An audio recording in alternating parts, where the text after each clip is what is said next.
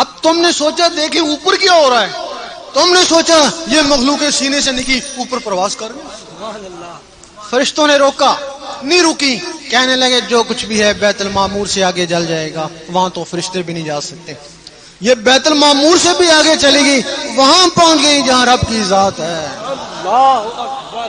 ظاہری جسم سے حضور پاک وہاں پہنچے اور ان مخلوقوں کے ذریعے ولی وہاں پہنچتے ہیں۔ سبحان اللہ۔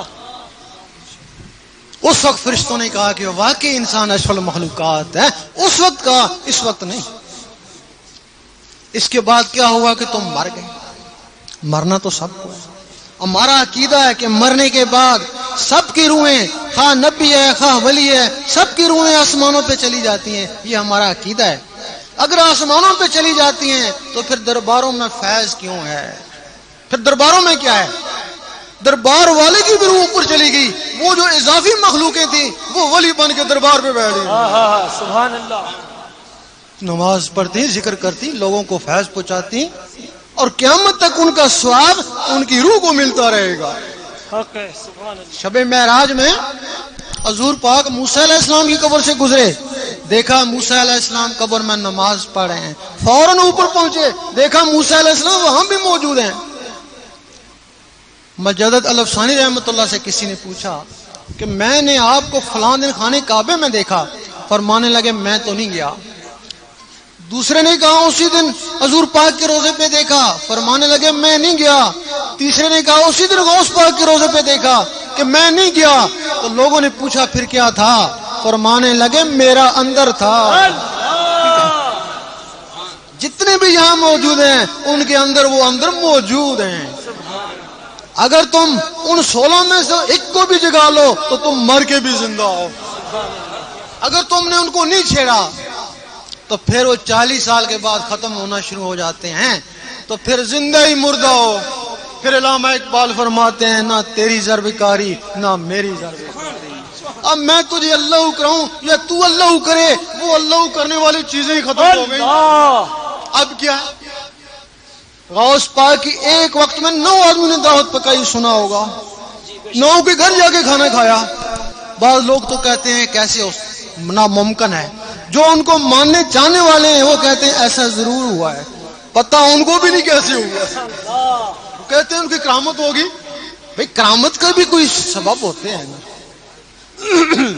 غوث پاک کا جسم مبارک مسجد میں مؤذن کے پاس تھا اور وہ جسم کے اندر کی مخلوقیں ادھر جا کے کھانا کھا رہی تھیں۔ سبحان اللہ۔ جو کام جن اور فرشتے کر سکتے ہیں وہی کام وہ مخلوقیں کر سکتی ہیں۔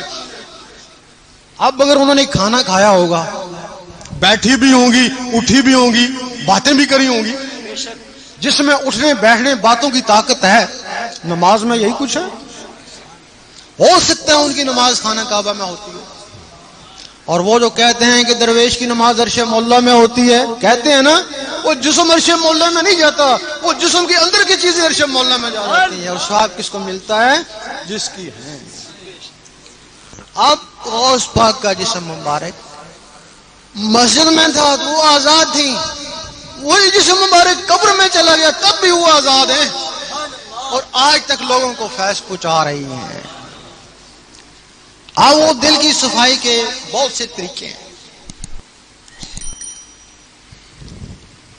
لیکن جو اس امت کو طریقہ ملا وہ کسی نبی کو بھی نہیں ملا۔ موسیٰ علیہ السلام یا رحمانوں کا صفاتی ذکر کرتے اور ان کی امت بھی یا رحمانوں کا ذکر کرتی۔ عیسیٰ علیہ السلام یا قدوسوں کا، سلیمان علیہ السلام یا وہابوں کا، داؤد علیہ السلام یا ودودوں کا، باقی نبی اپنے اولو العزم مرسل کا کلمہ پڑھتے۔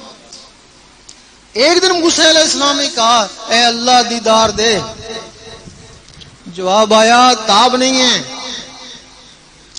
سوچنے لگے کسی میں تاب ہوگی، جواب آیا ایک میرا حبیب اور اس کی امت۔ موسیٰ علیہ السلام کو جلال آ گیا، میں نبی ہو کے ایک امتی کے برابر نہیں، جلوہ دے دیکھی جائے گی۔ جلوہ پڑا، موسیٰ علیہ السلام بے ہوش ہو گئے۔ کیا وجہ ہے کہ موسیٰ علیہ السلام اس دنیا میں طور میں بے ہوش ہوئے اور حضور پاک سامنے جا کے مسکرا رہے ہیں؟ اللہ اکبر۔ کچھ تو وجہ ہوگی. موسیٰ علیہ السلام کے جسم میں 11 معنوں کا صفاتی نور تھا، ذات کی تاب نہ لا سکا. حضور پاک کے جسم میں اس میں ذات کا ذاتی نور تھا، ذات کے سامنے مسکرایا. سبحان اللہ سبحان اللہ. اور حضور پاک کے طفیل وہ اسم اس امت کو ملا، تب اس کو فضیلت ہوئی. امت اس سے ڈرتی ہے یا محروم ہے. ایک حدیث میں کہ قیامت کے دن امتوں کی پہچان نور سے ہوگی.